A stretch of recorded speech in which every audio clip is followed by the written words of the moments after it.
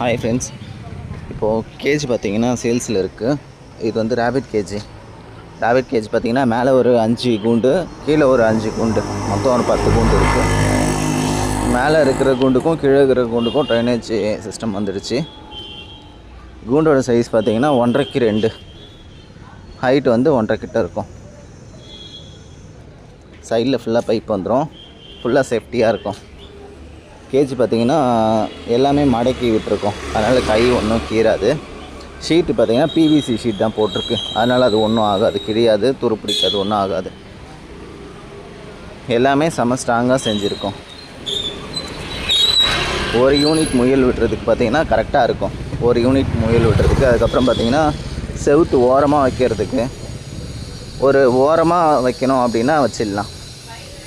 இது பார்த்திங்கன்னா சென்னையில் நம்ம செஞ்சு கொடுக்குறோம். சென்னை ஃபுல்லாக நம்ம செஞ்சு கொடுக்குறோம்.